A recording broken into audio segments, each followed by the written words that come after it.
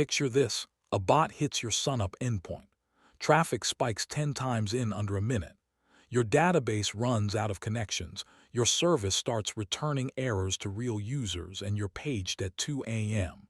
This is not a hypothetical. It happens, and when it does, the postmortem always has the same line: "We had no rate limiting."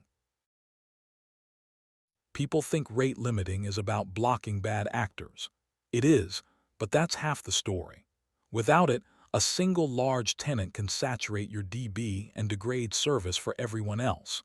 A misconfigured retry loop from a well-meaning client can cascade into a full outage. Rate limiting is fairness infrastructure, not just a firewall. There's no one-size algorithm.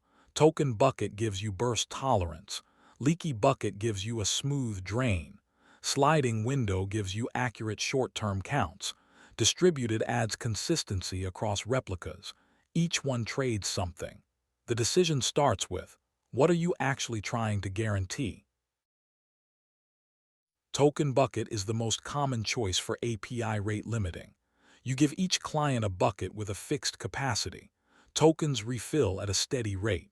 A client that's been idle has a full bucket and can handle a burst.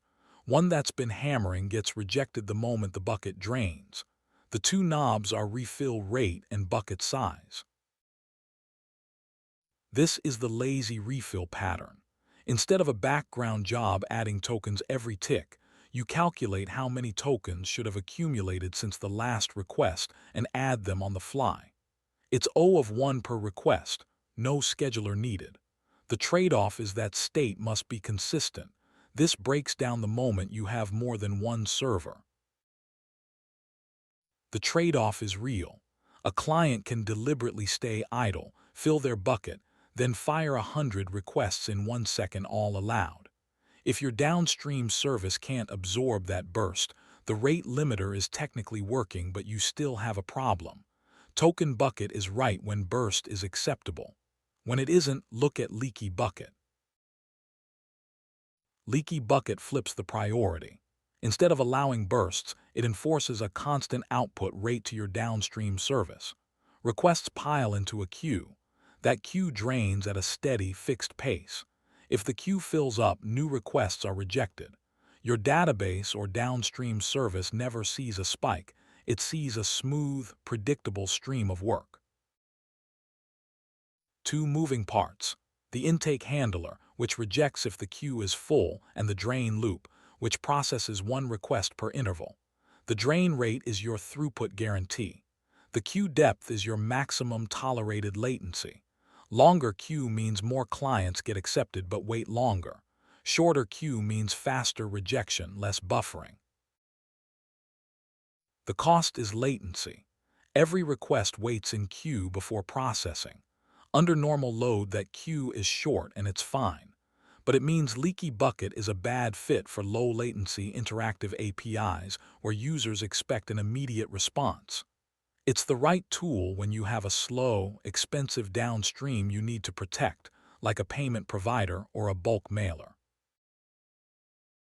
Fixed window counting is the obvious naive approach. Count requests in a time bucket, reset at the boundary. The problem is the boundary. A client can send a full window's worth of requests right before midnight and another full window right after, and you've allowed double the intended rate in a 2-second window. That seam is the bug. The sliding window log fixes the boundary problem by storing the actual timestamp of every request. On each new request, you evict old entries and count what's left. The count is always accurate to the rolling window. The cost is memory. You're storing one entry per request per client. At high traffic and many clients, that gets expensive fast. The counter approximation is the pragmatic solution. Keep two counts: current window and previous. When a request comes in, weight the previous count by the fraction of the old window that overlaps with your rolling window. The result is an estimate within about 1% under typical uniform traffic. Error grows if traffic is heavily concentrated at window boundaries.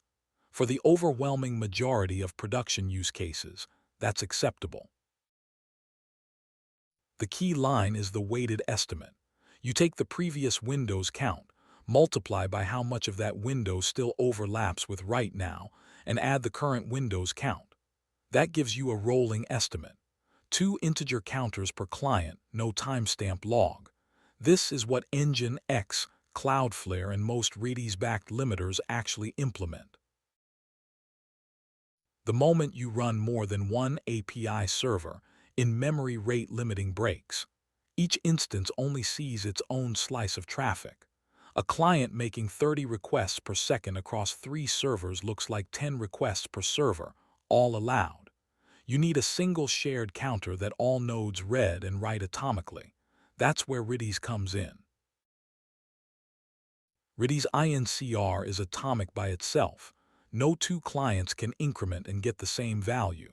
Pair it with an expire and you have a distributed counter that auto-cleans. One round trip, consistent across every API node. This works well until you look at the 2 operations together, because INCR and expire are not a single atomic unit. Here's the bug. INCR and expire are 2 separate commands. If your process crashes, is killed, or even just loses the connection between those 2 calls, the key is set but never given a TTL. It lives forever. That client is permanently rate limited with no recovery path. The fix is to make both operations a single atomic unit. Redis EVAL executes a Lua script atomically. The entire script runs as a single command. Nothing can interleave between the INCR and the expire. If your process dies, either the whole script ran or none of it did. No orphaned keys, no permanent blocks. This is the correct distributed token bucket increment pattern. Most Redis client libraries have a helper for exactly this. Pipelining and Lua are different tools. A pipeline reduces round trips by batching commands, but those commands are not atomic. They can still interleave with other clients. Lua EVAL is atomic, but it blocks Redis's single thread for the duration of the script. Keep Lua scripts short. For simple INCR plus expire, the script is fast enough. Don't use Lua for complex logic in a hot path. Redis goes down. Connection timeout, network partition, OOM kill, it happens. Your rate limiter now has to make a call with no information. Fail open means you let traffic through and trust that legitimate traffic won't overwhelm you. Fail closed means you reject everything and your service is effectively down. Both are defensible. Neither is the default right answer. The hybrid approach is what most mature systems use. On Redis failure, each node falls back to its own in-memory counter. It's not perfect. The per-node limit is now too high globally, but it's far better than either extreme. You're partially limiting rather than not at all, and your service stays up. Tune the fallback limit to something conservative. Without a circuit breaker, every request during a Redis outage waits for a connection timeout before falling back. That timeout latency multiplied by your traffic is brutal. A circuit breaker tracks consecutive failures.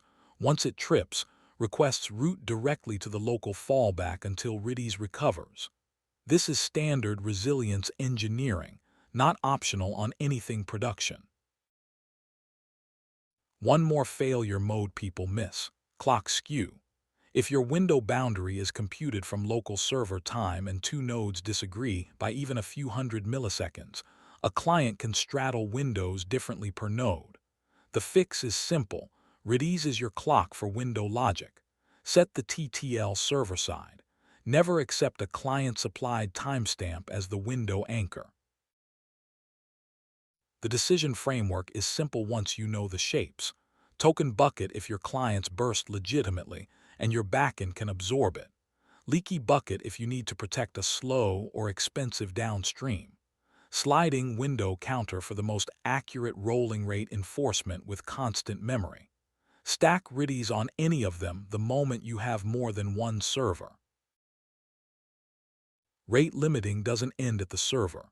A well-behaved client receives a 429, reads the Retry-After header and waits before retrying. A poorly behaved client retries immediately and amplifies the problem. Send the header. Document it.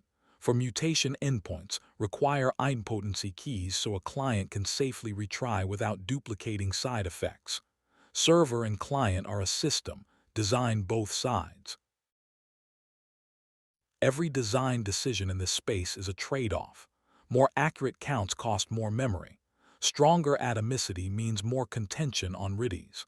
Higher availability during failures means weaker safety guarantees. None of these is the wrong choice in isolation. The wrong choice is picking without knowing which constraint you're optimizing for. Now you know what you're trading. Thanks for watching. If this was useful, subscribe. I post a new system design deep dive every week. You can also follow at DevLevel13 on TikTok and Instagram. See you in the next one.